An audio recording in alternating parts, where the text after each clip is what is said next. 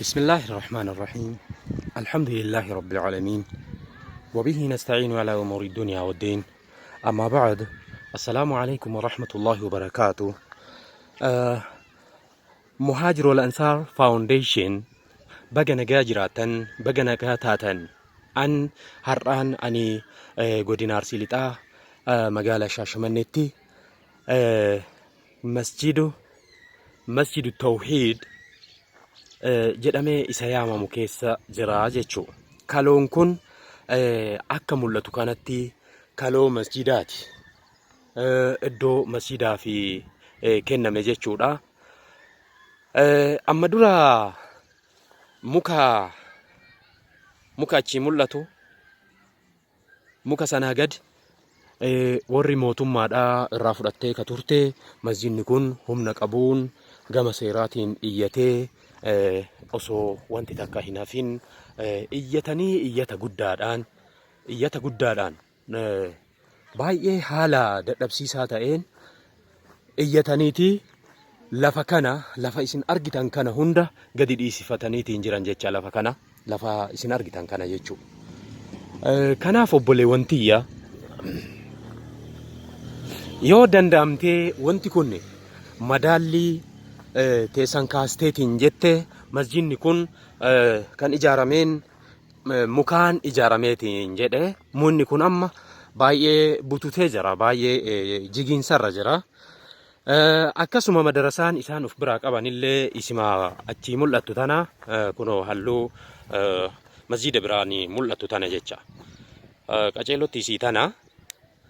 Kanaaf obboleewwan tiyya akkasuma amiira keenya xaahaa wanni kun yoo madaallii jama'aa keenya kaasteetiin jettee masjida guddaa ijaarratuu barbaadanii kana waan ta'eef yoo rabbiin keenya nu laaffiseetiin jedhee iddoo tanarratti osoo ijaarree rabbii keenyatti waa himannee waan jedhu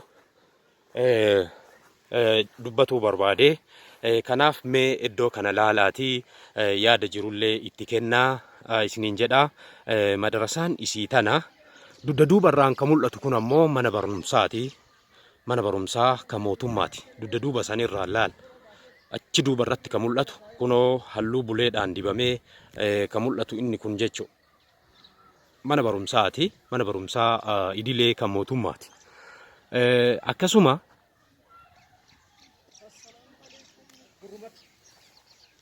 kaloon kun kunoo akkana fakkaataa waanuma ta'eefuu ta'u obboleewwan tiyya mee madaallii teessan ka guuttuu kaan akka manni marii jamaa muhaajir faawundeeshin muhaajir walansaar faawundeeshin irratti mari'ateetiin jedhu bifa kanaan isin gaafachuu yaada kana gabaasa kana isiniif dhiyeessuu barbaade. Wabillaahi tawfiiq. Wassalaamu alaikum warahmatullahi wabarakaatuh.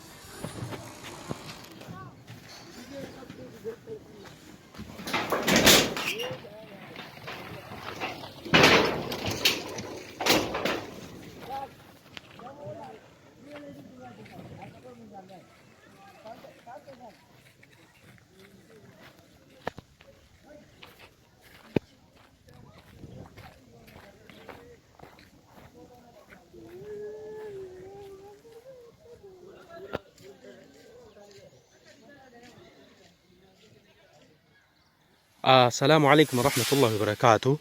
أبوليوانتي يا أكو مجنة مسجد نكون مسجد التوحيد مقالة شاشمني غندا دوا شنكي ساتي أرغما أكو ما ملأتو كانتي مسجدني إدو بلق أباتو وجنين مسجدني إجارمي كون مكاني كان إجارمي براتورا أجيشو ويتي سنتي مقالان أسغهين جرو شاف الرت إجارمي كانت توجين أبوليوانتي يا حالي مسجد كنا أمني dadhabina qabaatu wajjin akkasumatti taa'ee nama ijaaru masjida kana ijaaree toltuu itti nu oolu akkasuma madarsaa wajjiniin ijaaree toltuu itti nu oolu rabbii kenna nuuf fidi jedhanii taa'anii iyyatuu qofa irra waan jiraniif bifa kanaan yoo danda'ame akka itti ilaaltan isiniin jedha. Masjidni kun amma dura iddoon inni qabu isiin tun manattiin tun mana fincaaniiti. Mana fincaaniiti isiin tun.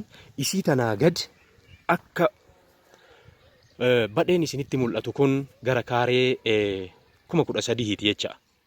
Kaaree 13,000 masjidarraa kaasee hanga dakaatti kaloo qorqorroo olii mul'atu san irraa kaasee hanga dakaatti kaaree meetirii 13,000 qabanii.